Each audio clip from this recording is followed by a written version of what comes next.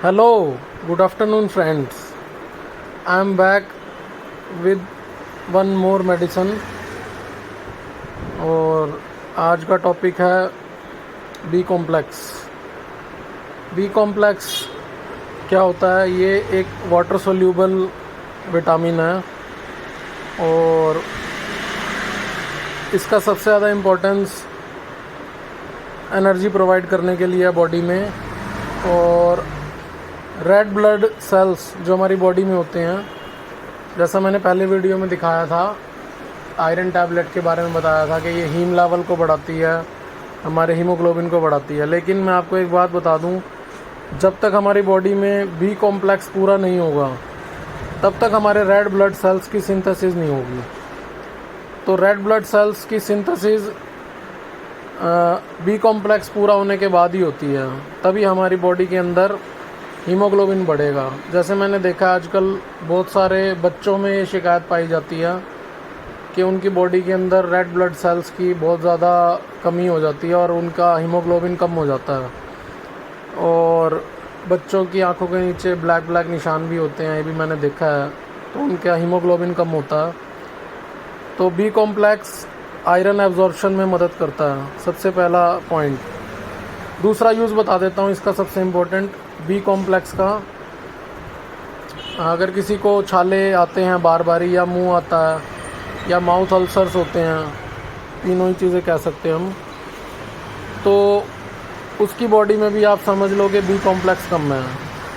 लेकिन फिर मेरा वही डिस्क्लेमर है कि बिना डॉक्टर की सलाह के कोई भी दवाई ना लें और अपने डॉक्टर से सलाह ज़रूर लें।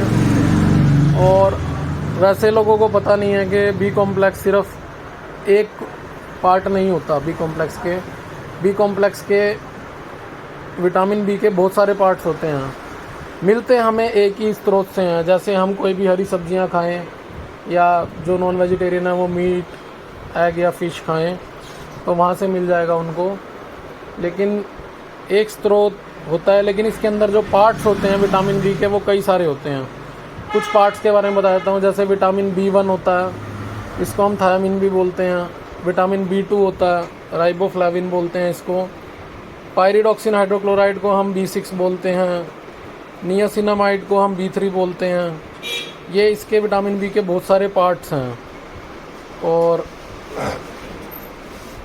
बायोटिन एक सबसे इम्पोर्टेंट हमारा बी कॉम्प्लेक्स है।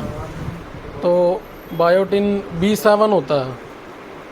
अच्छा, मैं बायोटिन के बारे में भी अलग से एक वीडियो बना दूंगा, पर आप मेरे चैनल को ज़्यादा से ज़्यादा लाइक, शेयर और सब्सक्राइब करें और मुझे बताएं कि मैं किस किस चीज़ पे, मेरे पास एक भी कमेंट नहीं आ रहा कि आप ये इस चीज़ पे बनाओ। आप मुझे बताओ अगर आपको कोई मेडिसिन खाने में कोई प्रॉब्लम होती है या कोई आपको नॉलेज नहीं है, तो इसकी मैं बता देता हूँ। बिकासुल आपको सुबह एक बार नाश्ते के बाद लेना चाहिए। जूस के साथ भी ले सकते हो, पानी के साथ भी ले सकते हो। और बायोटिन के बारे में बता देता हूँ। जिन भी लोगों के बाल झड़ते हैं उनके अंदर बायोटिन की कमी है।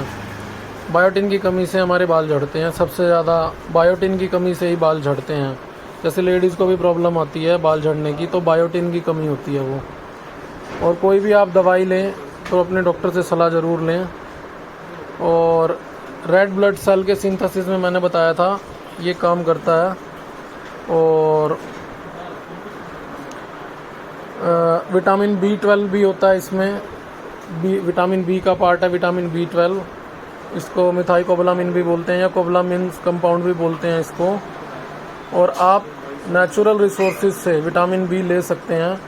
बहुत सारे बीन्स में भी होता है, चिली पेपर्स में भी होता है, स्पाइनक में भी होता है। हरी सब्जियां जो भी हैं, आप ज़्यादा से ज़्यादा हरी सब्जियां खाओ, आपको विटामिन बी मिलता रहेगा। डायरेक्टली और इनडायरेक्टली आप तक पहुंचता रहेगा। उससे आपकी आयरन एब्जॉर्प्शन होएगी और आपका हीमोग्लोबिन लेवल बढ़ेगा।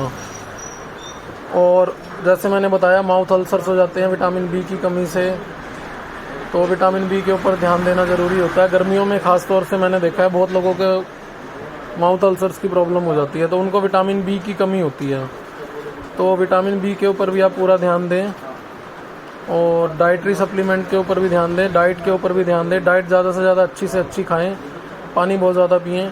इसकी ज़्यादा मात्रा में नहीं लेना होता विटामिन बी कॉम्प्लेक्स। ज़्यादा में लेंगे तो वैसे ये फ़िल्टर आउट हो जाता है हमारी बॉडी में से पानी के फॉर्म में निकल जाता है बाहर, क्योंकि वाटर सोल्यूबल विटामिन है। तो अगर हम ज़्यादा क्वांटिटी में लेंगे तो जब यूरिनेट करेंगे उस टाइम पे यूरिन के रास्ते से बाहर निकल जाएगा, लेकिन फिर भी ज़्यादा क्वांटिटी में नहीं लेना होता।